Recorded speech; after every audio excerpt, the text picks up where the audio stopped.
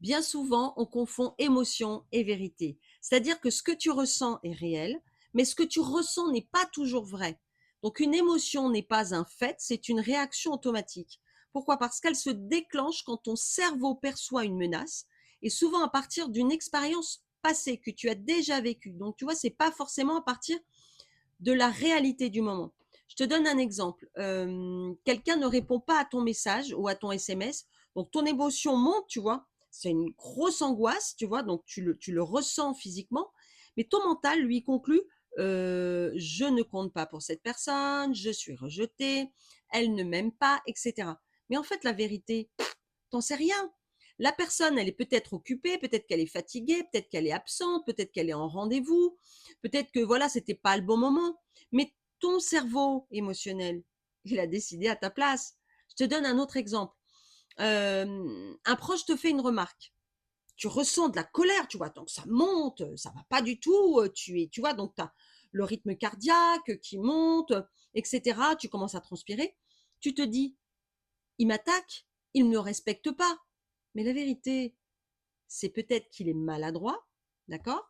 Peut-être ou la phrase ou le SMS a été mal formulé, ou simplement différent de ton point de vue. Mais ton émotion transforme la situation en menace. Je t'en donne encore un autre. Quelqu'un te prend, enfin, quelqu'un prend de la distance avec toi. Tu ressens de la tristesse, hein, de la peur, c'est véridique. Mais ton cerveau lui conclut, je vais être abandonné. Donc imagine si tu as ce besoin à combler en plus. Donc la vérité, tu revis peut-être une blessure ancienne. C'est pas la réalité actuelle. Je t'en donne encore un dernier. Tu fais de ton mieux, mais ça n'avance pas dans ce que tu es en train de mettre en place. Tu ressens de la honte. Tu te dis, je suis nul, je n'y arriverai jamais, c'est pas possible, etc., etc., etc. Donc la vérité, tu es en apprentissage, tu es en transition et certainement pas en échec. Donc tu confonds bien souvent, et la plupart des gens confondent émotion et vérité. Parce que tu réagis au lieu d'observer, tu attaques au lieu d'écouter, tu fuis au lieu de comprendre et tu décides depuis ta peur. Donc les émotions sont des signaux, pas des preuves, et elles indiquent un point de vigilance intérieur. Donc c'est pas une réalité objective.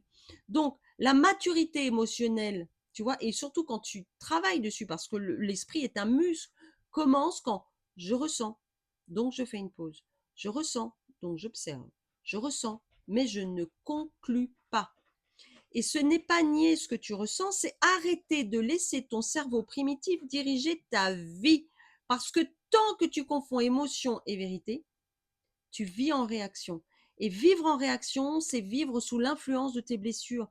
Donc tu comprends que reprendre ton pouvoir émotionnel, il faut comprendre ça et faites-vous accompagner, hein, par un coach, qui vous voulez, mais c'est apprendre à faire la différence entre ce que tu ressens et ce qui est réellement en train de se passer. Et c'est là que commence la liberté intérieure.